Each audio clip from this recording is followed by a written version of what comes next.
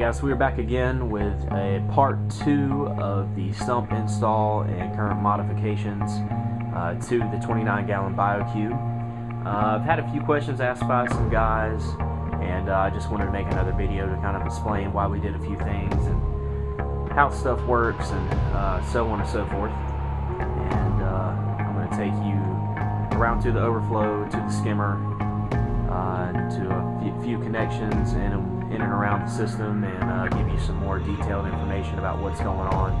Alright, so the first question that we had come up was about the eShop's overflow box. I see all kinds of posts all around forums and Nano Reef and Reef Central, Carolina Fish Talk, all over YouTube about siphon not working, or this thing being noisy.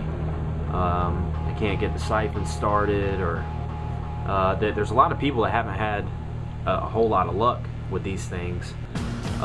For me, it was fairly simple, and I'm going to try to lay out some of the problems and then walk you through what you would do to correct them.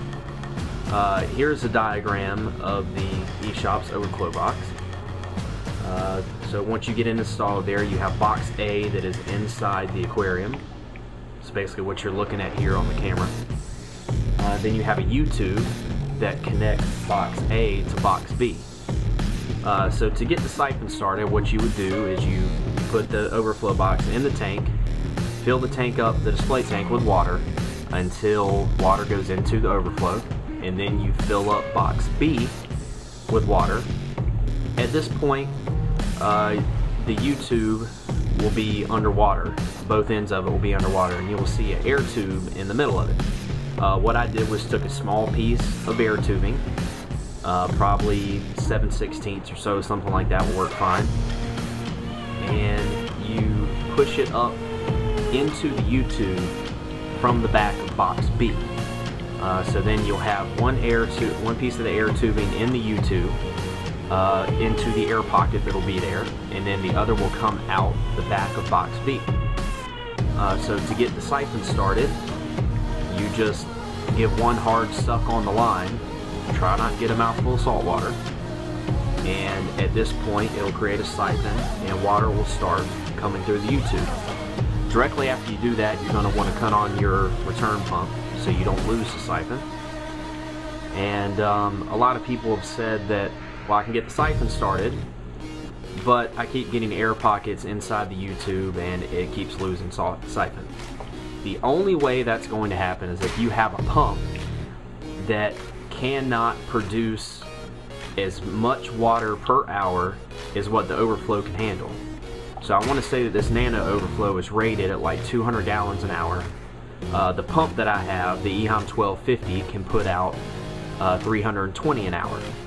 So I'm obviously over where I need to be, which is why you see no air bubbles in my U-tube and I have no problems there. So if you're getting air bubbles in the U-tube, that's your problem. You need a bigger pump. That's about it for the eShops besides the noise issue. What I did was I took a small piece of air tubing, which you see right there, and put it down into the drain line going into the sump. All that is just the vent tube. That's it. Your drain line isn't going to be completely full of water. There's going to be some air going down there. And what the vent tube does is it allows the air to escape out of that tube instead of gurgling out of the top. This system, as you can tell, is extremely quiet. I sleep in the bedroom, so it had to be quiet for my purpose. And it works great. So that pretty much sums up the eShop's overflow. Alright, so this is a slightly different angle. But what we're going to address here is the return line here coming from the pump back into the display tank. As you can see here, all I have is a zip tie connecting this line to the factory lock line piece.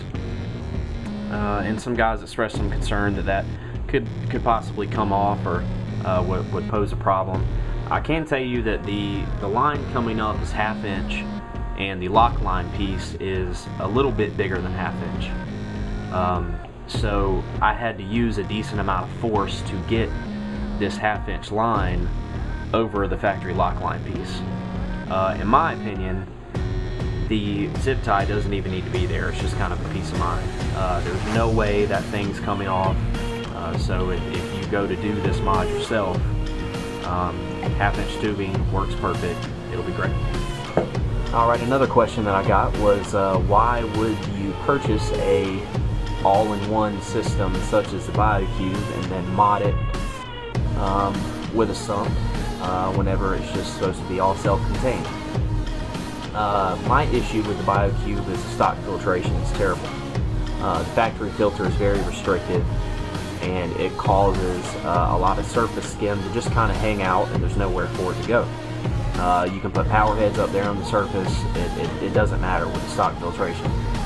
The factory filter piece they give you to go up there restricts the water flow so much that the water just stays kind of stagnant, so there's nowhere for the surface skim to go.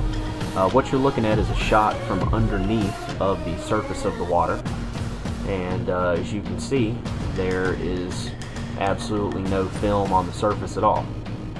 Well, why is film a bad thing? It's not terrible, but if you have a lot of it and it stays pretty stagnant, doesn't move around, if it's not broken up at all, it's going to hinder the gases transfer between the surface of the water and the actual water. We all need oxygen in the water for the fish, we all know that. So surface skim is a bad thing, and the factory filtration just irritated me so much that I decided to do all this stuff. So that answers that. Alright, so here's a shot of the skimmer. I got some questions as far as what kind of skimmer this was. When I told them what it was, they wanted to know how I got it to work so well, and also how I modded it, because this is a hang on the back type skimmer. It's manufactured by Instant Ocean. It's called a Cyclone 100. It's rated for up to 100 gallons. It's the skimmer that every Petco in the US carries there. It's definitely not my favorite. It doesn't have any kind of water level adjustment on it. It's powered by MaxiJet 1200. You plug it in and it just kind of does what it's going to do. You get what it gives, that's about it. It does have a adjustment on the airline tubing. It's mainly to quiet it down, that's about it. Outside of the tank, for an actual hang on the back style, it is rather noisy and irritating. Down here in this cabinet, once I close the doors, you can't hear it, so that's fine with me. I cleaned out the cup last night and it's already pulled out some. I don't know why I'm seeing such good results with this skimmer. It just seems to be doing a good job for me, which is why I haven't got rid of it. I really don't have any kind of reason for that, besides the fact that it's just working. I'm sure there's models I could put on here that are better than what this one is, but for my particular purposes, it seems to be pulling out plenty of skim made. I've got to clean out the cup every probably 3 or 4 days, and it works well. So this is a shot of the MaxiJet 1200 pump going up to the piece that connects to the skimmer. The factory pump connects to this piece right here. It's just a little lock line piece that connects to the pump. What I did to get it to work was I took I think it's 7/16 tube, and it fits snugly in right here and then goes into the top of the pump and fits snugly. It creates airtight seal so no water leaks out. I would think that it will cause the skimmer to not work as well, because you're actually seeing a little bit of head loss there from the pump having to pump up that much more water. But it's not posing a problem for me. Everything's working great, and I really don't see any problems with it whatsoever. So if you guys have any more questions about anything, let me know and I'll answer them or post up another response video. And that is it. Bye, Q29.